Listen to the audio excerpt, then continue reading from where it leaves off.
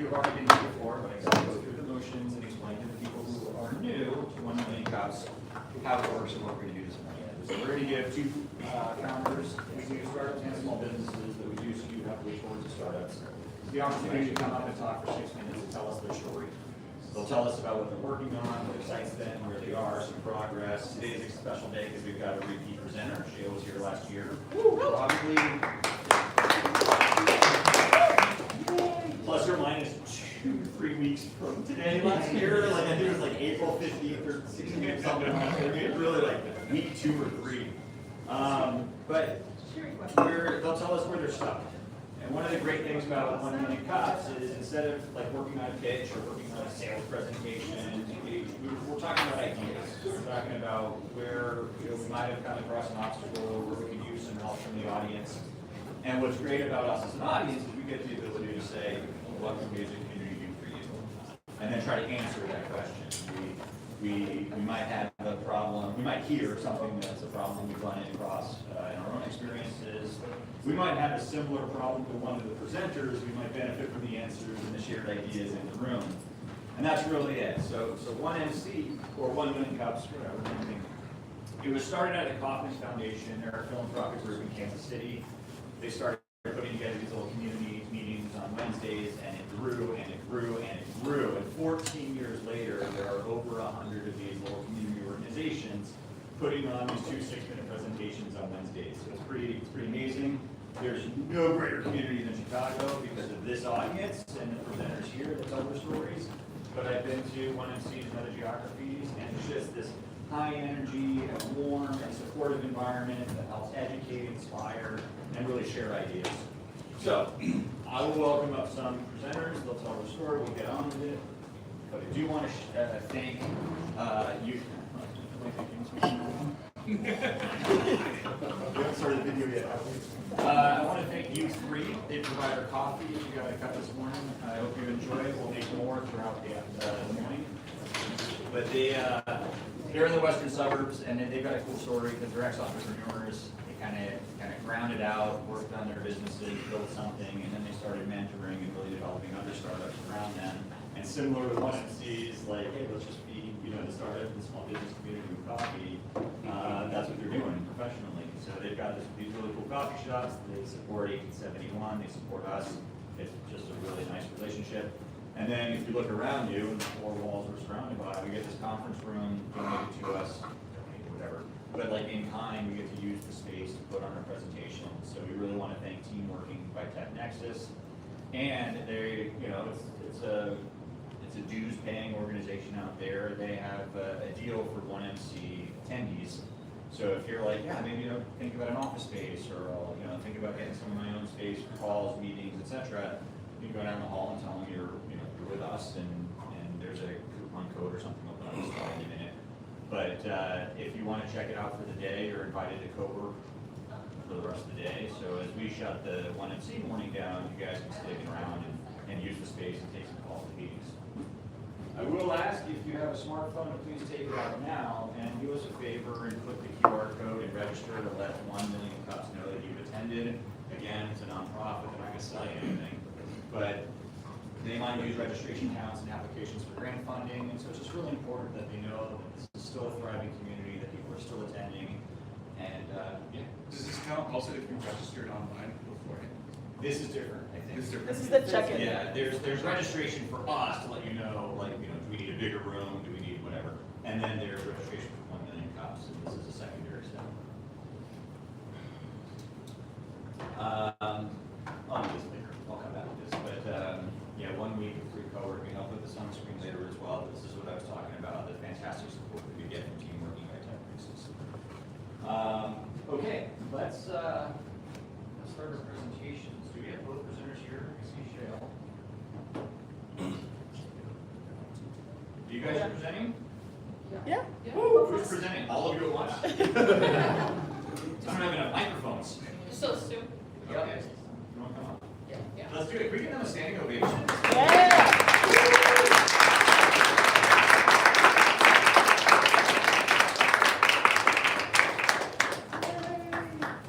Okay. It's natural that you here. You like the presentation is, but the guy over there.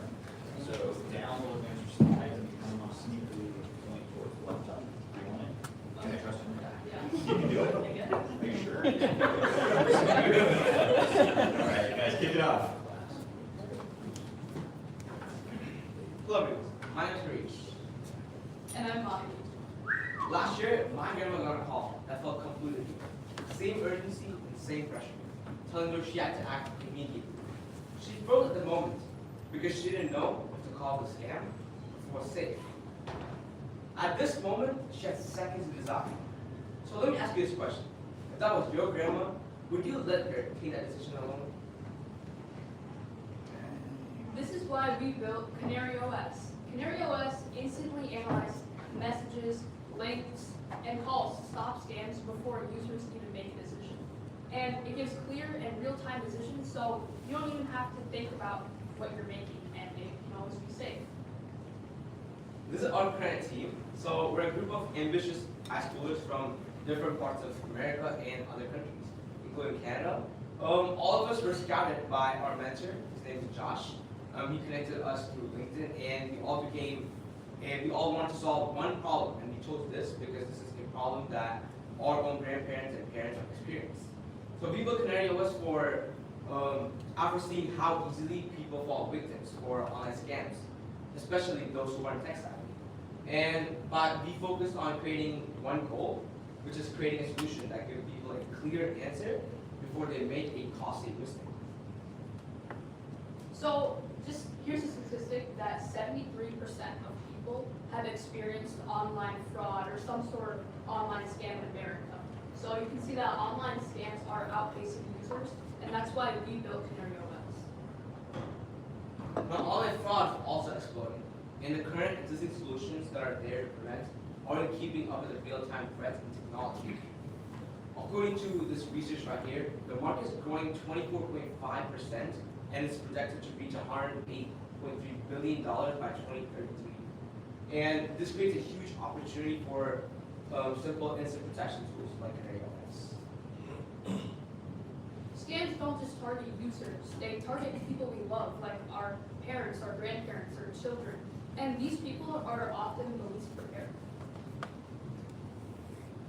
Now this is how our current prototype works. We haven't fully launched it yet. We're working on getting a waitlist of people that are interested in our app. So currently the Google ML Kit extracts the text from the image or screenshot that you upload, and then it passes through a mobile word classifier, which is trained by data models and AI models with images and screenshots that are scanned with text. And then it returns a scam or safe label with a brief explanation for people to understand how. We're currently building a pipeline triggered by a major page shift. So we're working on something advanced. So we also want to work on live audio detection on live calls, so people can decide if it's a scam right away. We're also currently, we have a OCR which extracts the text from the image and screenshot you upload, and then it passes through text classifier. So what sets us apart from other tools is that we have a family-oriented design. So on our app, you can connect with your family, and you can view their analytics and always stay informed of who's getting scammed, and you can always get notified when someone in your family is getting scammed. So you can stop it real time when they get scammed and make sure they make the right decision. So here's us presenting at the senior center. We go locally to our senior centers and we show them our app and present to them so we can test it on real users and people who are vulnerable to scams. This is our current traction. So we launched our waitlist website around 4 months ago, which is when we started building on this community problem. And we have around 426 users on our waitlist. And we recently pitched at Microsoft Butter in Chicago recently, just 2 weeks ago, and against a lot of amazing startups that are way older than us. So it's great to present and get exposure. Exposure is important, and that's our main goal to market and get people and get advice on how they can improve our app more to solve this problem. It's affecting people that we love the most. So this is our once MC ask, and then this is the QR code to see our waitlist, and those are our LinkedIn's. So we've also been applying to many competitions, so just doing things like that. And What we're asking for today is just advice on how we can feasibly do ML for real-time support, and also if our business model makes sense, and if our target market makes sense, and just feedback on our pitch or presentation, and just our company in general.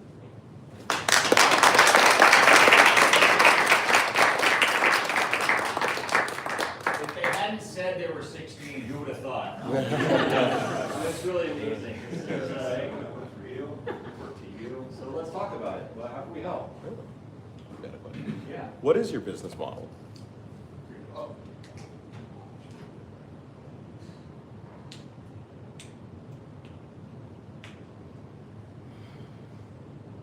So this is like our current app model that we're building. So we're just trying to get this app out there before launching the product itself. But we're currently working on advanced things that people can use to detect scam live, like audio detection. That's currently what we're working on. So we're trying to get grants so we can get these advanced AI detectors that can detect live audio detection. Oh, okay. Money. Yeah. How much is it? Yes. So we're working on grants, applying to grants nearby us, and obviously to get grants you need to have credibility exposure. So we're presenting in places like this, and then also for competitions like Congressional App Challenge, MIT Solve, and various high school competitions to get exposure and show our credibility that we're good enough for grants to make this a real business. No, but. Okay. Yes. Yes. This is good. How Hold on, much hold on is one second. People are gonna pay for this. They're gonna get a service. You're gonna provide this high value added service. How will they pay? What will they pay? What's the So- exchange value? Right now, when we launch, we want to make it free at the beginning, Yep. because we want to see how many users are actually going to You use can't it. buy a boat or a private Right. island free. So definitely it's not launched yet, but when we do, it's gonna be free. And then we're gonna add in some premium features, like the family-oriented design will most likely be a premium feature, and other things like that, like more things we wanna add in from our base model, they would probably be free. To add on to that, have y'all considered, if you're not as, I guess, as set on what your exact business model is going to be, have you considered working with let's say some of these credit providers, et cetera, who have a very vested interest in making sure their customers are not being scammed, and seeing if they're willing to, use this app as a potential vendored service for their users? Yeah, absolutely. That's actually one of our things that our mentor was talking about too, because obviously big companies, even local businesses, they're worried about online scams that people still go through. So it's an amazing. To that point, I don't know if this is the exact name, but the Illinois Center for Aging, or the something for aging, it's a state agency that provides services or support for elderly folks. And so that could be a good pitch. Hey, let's add this as a feature if you prove the value. The question I have is, what was some of the feedback from the senior center focus groups? Did they get it? Did they get the app? What questions did they have? Yeah. So, I think the problem with pitching to seniors is that getting an actual senior to get the app and use it, Yeah. that's a lot, because they're also not going to be technically savvy, or in the generalized population. So we're trying to focus, we want to refocus our target market to people who have elderly, in their family, or people who are vulnerable in their family, and not the actual vulnerable people themselves, because it's harder for them to actually install and use it. First of all, awesome job. I think that a really good connection for you guys would be the Age Tech group that works specifically with AARP. And I'm happy to provide a connection with them. I have some interface with the folks who work on that. They're looking for these types of solutions to help populations age in place, and offering this amount of value to aging populations. And many of us are getting older and are digital native, and would be more than happy to implement something like this. Okay, thank you. A way to tackle the problem of senior activation, maybe you actually just work with the actual senior facilities, nursing homes, So you can provide it as a service to them, so then they can help their seniors install them in their phones. They usually look for programming because they want to keep different activities going throughout the day. So they are actually, that could be your business to business partner. So you can start selling instead of the actual individual folks, which you can have two models, one for folks and one for businesses.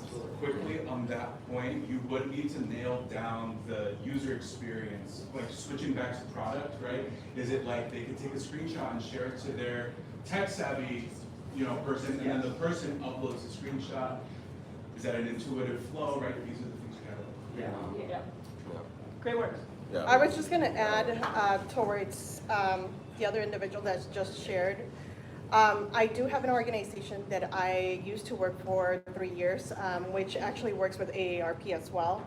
And they actually have a digital literacy program for those seniors. So if it's the inconvenience of not being able to download because you have to do it one by one, they already have group classes. So if you just plug the right connection and come in during the days that they do the financial literacy, the digital literacy events, then what ends up happening is you can explain the program and then have them download it and get more feedback as far as the product itself, because I think that is the missing component as well. It seems to be proven to be a difficult task as well, because you have to be teaching them. That could be difficult. I've worked with seniors as well, so I do know. But let's talk afterwards. Yeah. Okay. Yeah.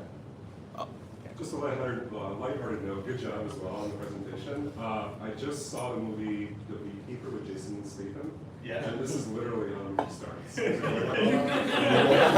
flashing warning sign.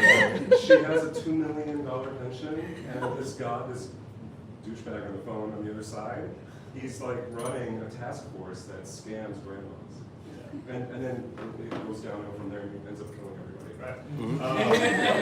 So I think you guys are onto something. His catchphrases. Yeah. Bee-related catchphrases are unrivaled. Yeah. There's a lesson behind the death, okay? So, don't murder. You guys are onto something. Also, to give you like a real world example application, I'm a pharmacist by trade. I just left United Healthcare after working for them for 4 years.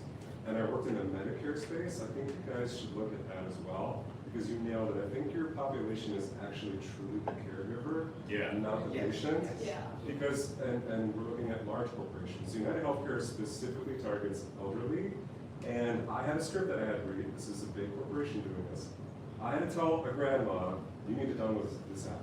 And we all were like, they're not going to like this, they're not going to do this, how are they going to do it? Didn't matter, they're forcing it on them. So I think you guys have a way to maybe pull some of that power or leverage, and then try to target Medicare organizations, because I see a proof of concept value where you'd be like, literally, second piece, the Medicare is rated on customer survey scores. It's becoming more qualitative than quantitative. So you guys offer a quality perspective that I think an insurance company would like to then say, hey, this is how we're protecting you. Yeah. So just some thoughts. Yeah, I was just going to quickly say, I was an MLE working on real-time audio, so if you want to talk, let's know. Oh, yes. Nice. And then to the last thing I'll say, to the marketing plan and building the credibility, right? If you launch your brand and if you're sharing, like, what are some of the things to look out for in these scam texts or emails, right? Just being able to share some of that information, like what is the ML? Yes, the ML automation checking is great, right? But like being able to communicate that and share that as your marketing pitch of like Canary OS, right? Like what are the things that you should be on the lookout for? Just little like tips and things like that, right? As part of your content strategy to build it for credibility. Guys, thank you.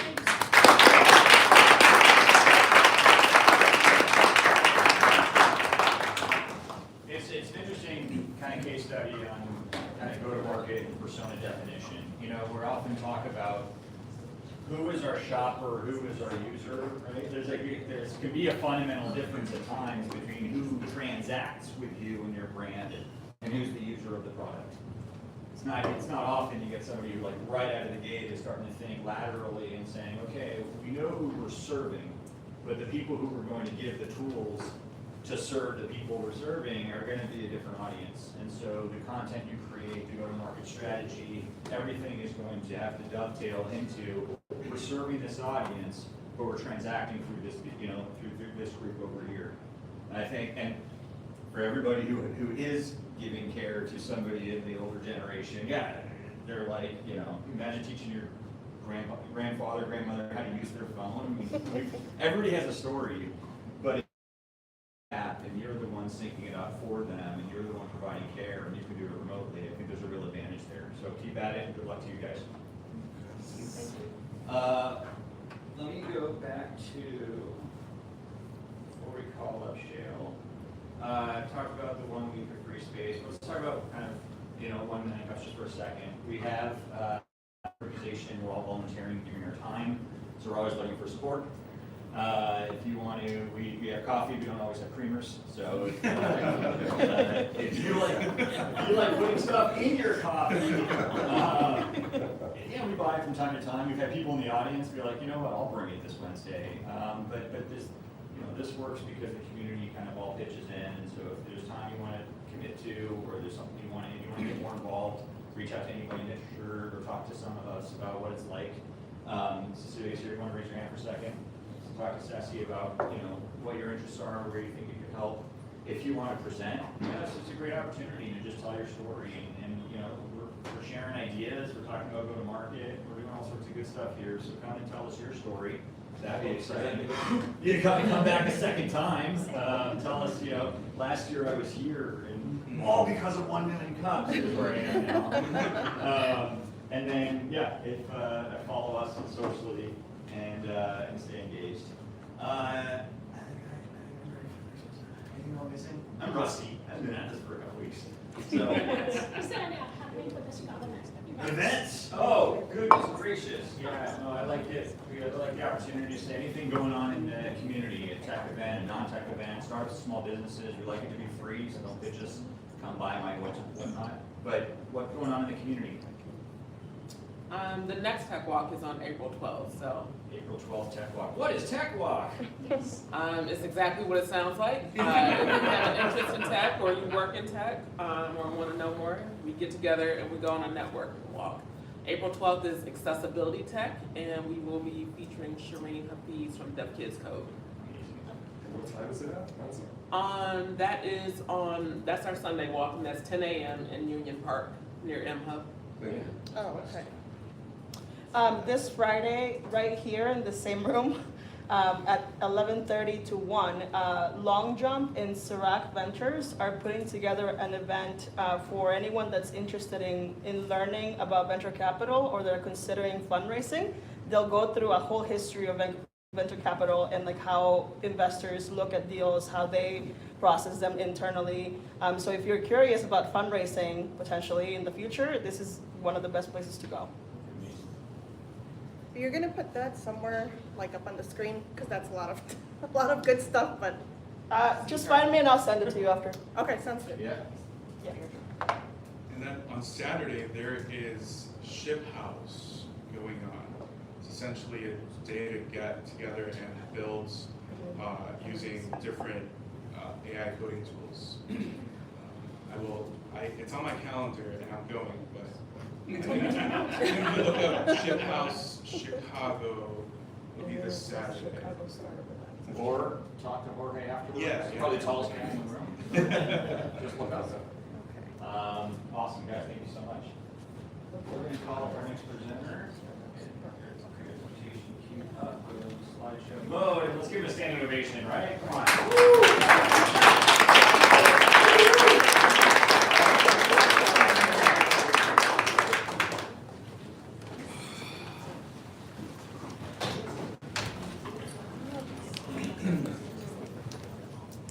Hey guys, thank you for the standing ovation. So my name is Shale, and I'm working on a startup that connects busy restaurants, bars, any high foot traffic locations with major cell phone carriers like PTT, T-Mobile. And the goal is simple: it's just to improve indoor coverage, right? Like the carriers or the big telcos are focused on solving the macro, right? With outdoor cell towers, but how we kind of bring that inside. How does that work with like walls and windows and all that? So a little bit about myself and how I got into this. So I spent about 10 years in consulting. doing a lot of tech consulting, big cloud migrations for enterprises and companies of all sizes. And then I saw that this problem really is like, it's like out of sight, out of mind for a lot of people. So I quit my job in 2024 and I've been working on this for about a year and a half. And I already presented here, as Stu said, so I'll show you guys how much progress I've made since I presented. But I put a little ELI 5 here just so because there's a lot of complexity in what I'm about to explain. But essentially, if you just go into this mindset of, hey, we're essentially shrinking the cell towers to fit inside, pick your favorite restaurant where you hang out or your bar, just so that you don't have to put in the Wi-Fi password. Right? You don't have to ask the waiter or the waitress for what the Wi-Fi password is. Right? What if you could just auto connect to the network inside? Your phone just connects you to the best available. That's essentially what it's all. Right? And we can all, I'm sure we can all relate to that, right? Like, you just expect to be connected at all times, and it's a friction to not be connected. These are some of the companies that I've worked at.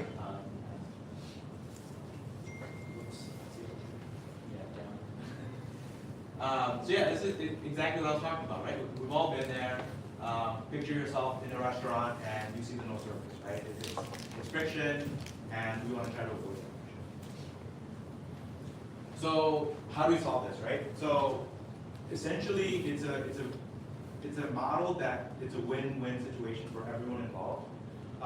So the partnership is with the carriers, right? That's essentially who we're solving the problem for. Big carriers like AT&T, they don't want to pay millions of dollars to put up new cell tower. Not only that, there's a lot of overhead there, right? You have to pay someone rent, you have to hire someone to maintain it, there's infrastructure upgrade, there's just a lot of CapEx, right, that goes into that. So that's essentially who we're partnering with. It's like, hey, we'll solve this problem for you by taking some of that congestion away from your outdoor cell towers into where the businesses are, where people are already hanging out. So that's essentially what it is, right? And the offer, so that's the carriers. To the businesses, it's like, hey, like right now you're already offering free Wi-Fi to your guests. There's this friction of them connecting manually, going out of their way to their settings and putting in a Wi-Fi password, asking your staff to spell out the Wi-Fi. Like, it's just a lot of friction there, and it just seems so antiquated, right? It seems like it's 2010s, where what if your phone just auto-connected to the best available network? Not only that, here's the kicker, right?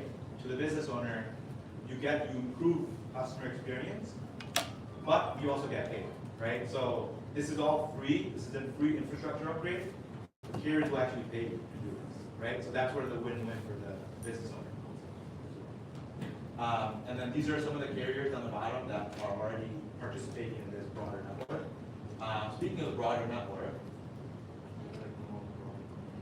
so yes, a win-win situation for the stakeholders. So this is the broader network, right? So I'm just one guy doing this in the Chicagoland area. There's actually, this is a broader effort happening all across the nation, actually. So there's 127,000 hotspots, which I'll actually pass around. I brought some that you can kind of see. This is what would go inside of a business, just so you get an idea of like how small this is. And so that's the broader network. And then in Chicago, it's getting cut off here. There's only 274 of these, right? So we're just getting started here in Chicago. But if you want to improve the indoor coverage and kind of spread this network throughout, that's essentially what I'm working on. So some of the companies that I'm working with right now are like gyms, laundromats, restaurants, bars, any of the busy high foot traffic locations that I mentioned earlier. One of the key things I want to point out on this, there's a lot here, is the average daily connection. So every single day, on average, there's 200 plus people connecting to this, and they don't even know it, right? On broader, right, there's 2.9, almost 3 million people connected to this at the broader network. Because it's just seamless, right? It works, and people are just using it in their, wherever they go, whether it's a nail salon or restaurant or water. So it truly is like, it's a seamless experience that just works.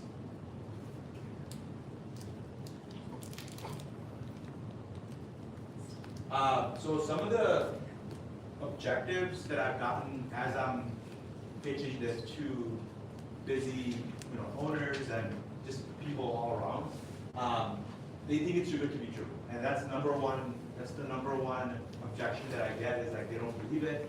They think it's a scam, right? The other one is like data privacy, right? That's a big one, and we can talk about that.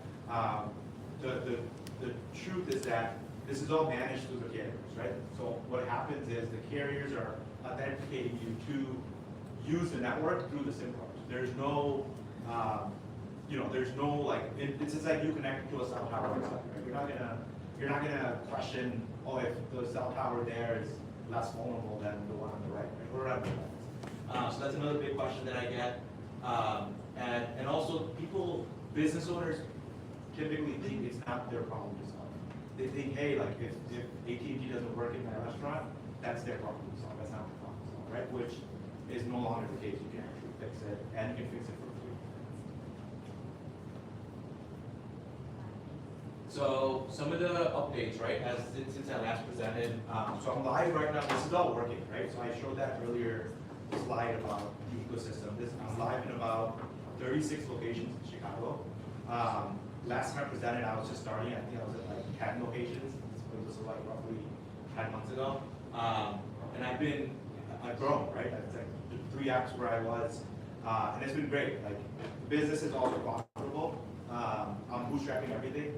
And the margins are pretty good because the truth is that once this is up and running, it's pretty low maintenance. And it's passive, right? So that's where I see a lot of potential.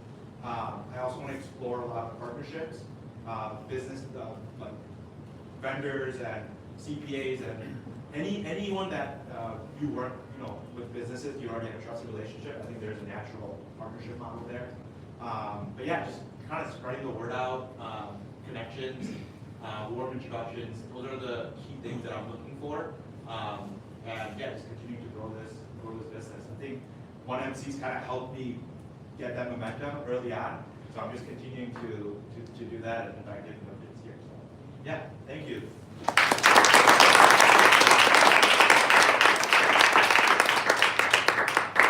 Tell us about the direct pilots you got. How do you secure them? How do you build those relationships? Yeah, so my first 25 or so clients that I got were on the ground, knocking on doors, right?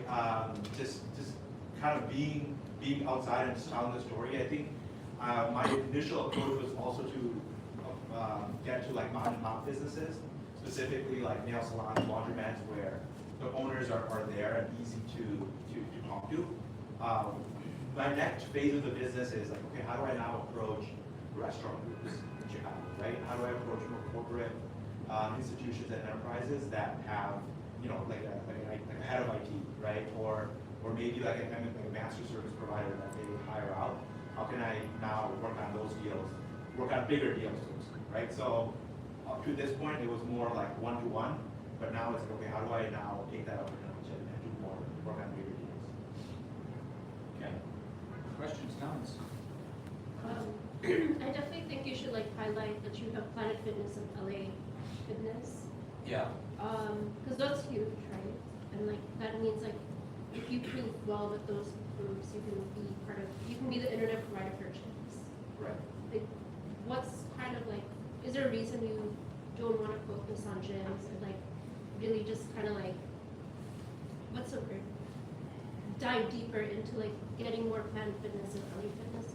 Yeah, the thing with the Planet Fitness and the LA Fitness ones, so the ones that are in right now are like the juice bars that are inside the Planet Fitness, like those owners.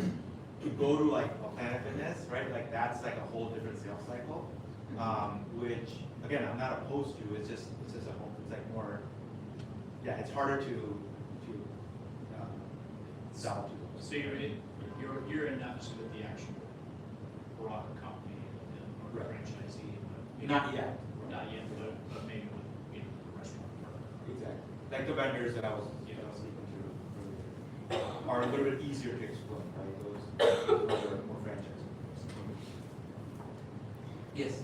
this may seem really simplistic, but do you have a place where like I as a consumer in my neighborhood can go and be like, the sushi restaurant on my corner has no Wi-Fi, I need to let you know. Like a place for people to actually feed you Yeah, places of that's a frustration. really good idea. One of the mentors that I talked to, exactly what you said is like, how did you make the problem a little bit more visible? Right? I think there's a lot of like Google reviews, right? It's so visible, right? Like 3.9 stars or whatever. How do you kind of bake that into the, hey, the services, right? Like, so that's a really good point. I don't have a direct answer, like I don't have that yet, but that should be something I want to look into. When it comes to me actually, as a consumer using this, is this something where I just see like the Wi-Fi symbol on my phone just like turn on and it's there? Or is this like in my cellular side? Like which? The former. The former, okay. So just like how right now, right? You go home and you auto connect to the Wi-Fi because you've already put in the password. I see. Imagine that happening everywhere. So would I need to make that initial connection, like kind of like these Xfinity hotspots that are around, like where you have to connect once and then you're connected No, to so you like? don't have to do anything. Your carrier takes care of everything for you through your SIM card. What's that called? What would the It's Wi-Fi called, network be the called? technical term for that is called Wi-Fi passpoint. Or like what's the Wi-Fi network called? Like if I were to It could be see, called anything. So Okay. we can configure that as when we set it up, right? So whatever, ABC restaurant, ABC restaurant carrier offload, something like that is what our default setting is. But if a business owner has like a specific configuration that they want to use. So you're not going into your Wi-Fi settings and finding necessarily No. that location. Auto. It's the fact that you're on data and the carrier will just push you to a local Wi-Fi to a VPN. Instead of like a cell tower that's a quarter of a mile away. So are you using your data plan? Yes, you are. Okay, so you're still, okay. You're still using it. Most people have unlimited, so it doesn't matter. Right. But you're still using it. Because at the end of the day, someone needs to pay for it, right? Yeah.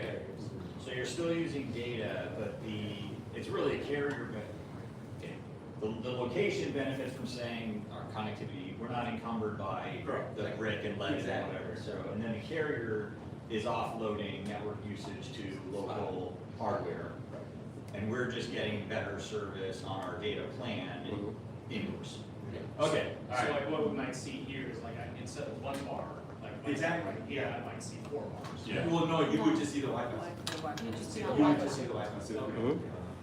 As a consumer, that's cool, but also it's like. Misleading? Yeah.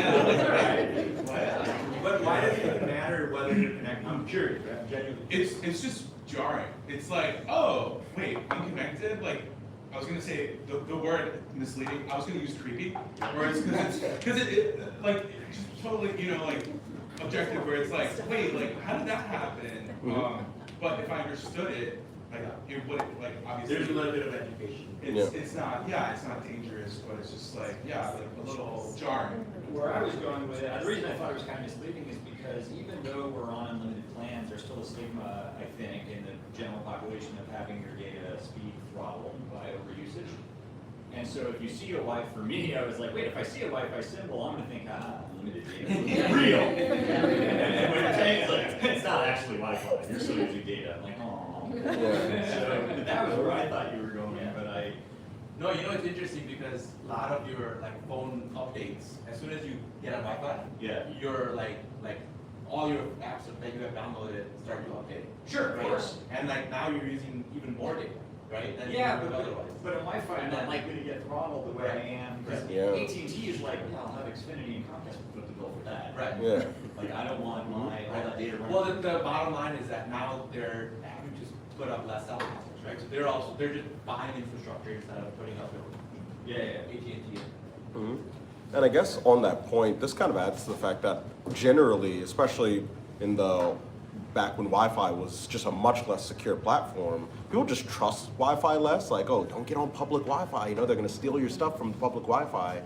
And I kind of going on to that, if you have the ability to change the name of the Wi-Fi, is there a potential branding opportunity there for your organization? It's hidden, right? Yeah, you wouldn't know.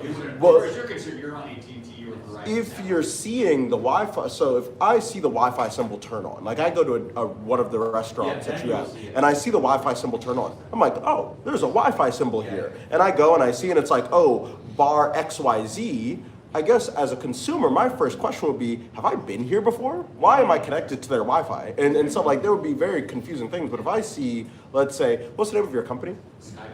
Skyhost? Skypulse, yeah, Skypulse. If I see Skypulse and I'm like, okay, what's a Skypulse? I look it up, I see who you are, you're able to go and do the pitch and stuff like that, because I think like generally seeing the Wi-Fi symbol show up, if I'm paying attention to that, right, is in one case, it's like something to like think about. It might be, you know, something I want to look at, but it also could be a potential place where you could put that education material if someone were to want to look deeper. Yeah, yeah, it's not interesting. There's a question back there. What's your like average sales cycle? It really depends.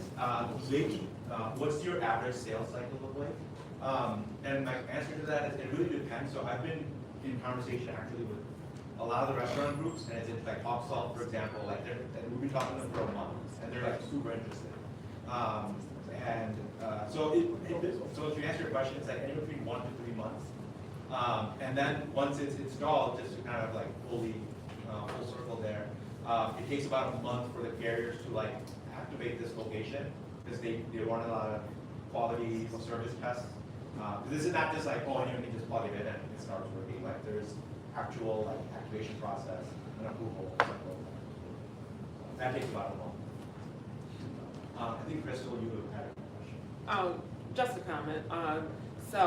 I've actually experienced this because you brought the Skypulse things to Onion Dow last year. And I walked into the building and I was like, wait, I wasn't connected to the Wi-Fi before. Why am I connected to the Wi-Fi? And I'm looking through my Wi-Fi settings and I see that you had it set up. And so I had to ask to understand. I mean, I was happy because at first the Wi-Fi was a little sketchy. Well, not sketchy in terms of like, you know, I'm worried about the security, but it was spotty, right?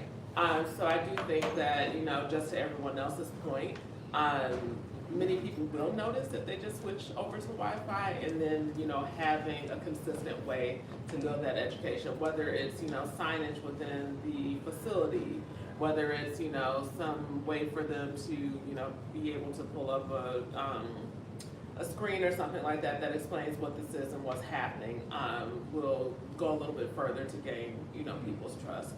And then again, it's a branding opportunity. It gives them an opportunity to say, oh, this is really cool. There's other places in my neighborhood or something like that where this could be useful. I have a question.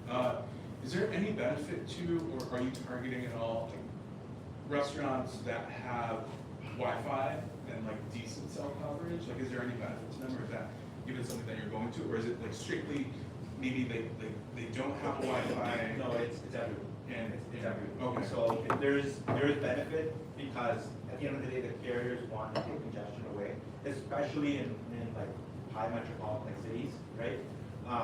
So yeah, there's still a benefit even if they have decent coverage. So for the business perspective, like, do they have to like not pay their Wi-Fi bill anymore? They would. So they're currently they're providing free Wi-Fi to their customer, right? Through like Wi-Fi password, right? Sometimes there's even a splash page where it's like free, so right? But now they would essentially get this upgrade. Customers would auto connect, and then based on how much data gets pushed through the Wi-Fi, like the hotspot, they would get paid out for them. And whatever that ends up being based on how much foot traffic they have, how long people are staying, at the end of the day, like how much gigabyte of data. And do they get rid of their existing Wi-Fi network? No, so that we need that, right? And that's how we're providing it. So we would still need. But they don't say it provided publicly to their customers. They could still do that, but they wouldn't. Customers wouldn't necessarily have to pay. They could still connect to that network if they want.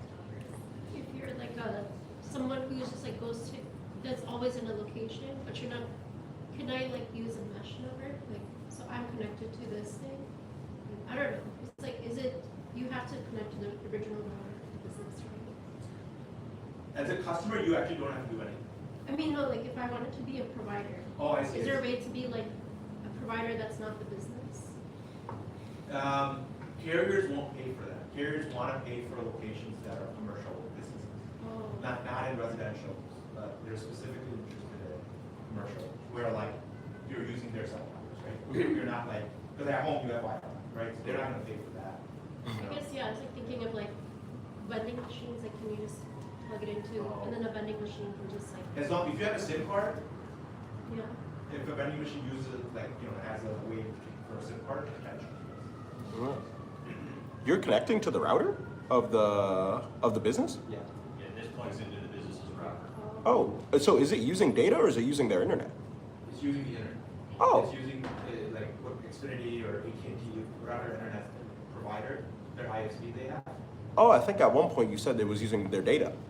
Well, so there's the restaurant and then there's you. Yeah. Yeah, the patron. We'll say Yeah. that. So what he was asking was the customer that has a SIM card, you're using their data, right? You have, So when I'm connected to your service and it's sending a request to the box here, the hotspot, is it using the restaurant's internet or is it using my data? both. Yeah, both. It's both. So my understanding, and I want to get corrected on this, is that you go to the restaurant and you sell them this thing, Okay. and they plug it into their network, and then we go to eat and drink and hang out with their friends, and we're using AT&T, T-Mobile, or Verizon data, but the connection between us and the cell tower is now this instead of the tower. But this is piggybacking on the restaurants or whatever internet. Oh. On a simplistic level, it almost sounds like you're solving the issue of the fact that they can't build another tower in the middle of the premise. Correct. That is So exactly. essentially, on a simple level, that's what I'm hearing. That's exactly what it's for. Okay, so that's cool. So if I go back to the ELI contract, we need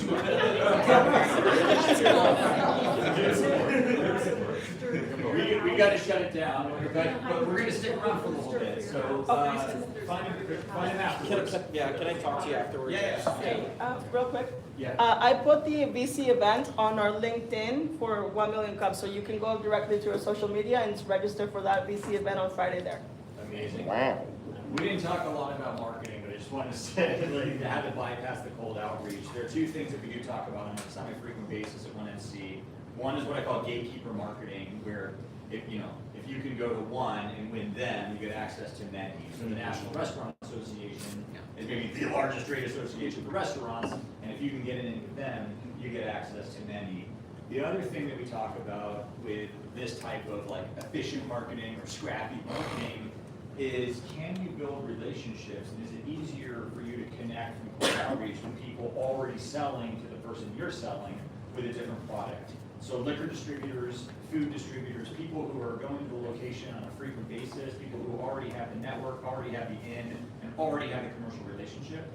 If you can work with them and get intros and you're just a ride along and there's something in it for them, that's another way to bypass the cold outreach. So as you guys are building your own products, your own brands, your own go-to-market strategies in B2B, there's the gatekeeping route, which is efficient because if you can get to one, you get access to many. And there's also the, can you build partnerships and relationships with people who already have the relationship, have the network, and can help bring you along for the pitch in a single. So those are just two things I wanted to tell you, but also for the broader audience as well. They're all things we do with startups and small businesses to be a little more scrappy and stretch our dollars and budget a little further. We're done with this week's 1MC. Round of applause for the audience.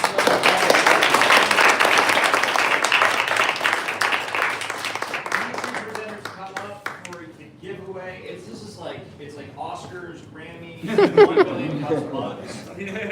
Come on out.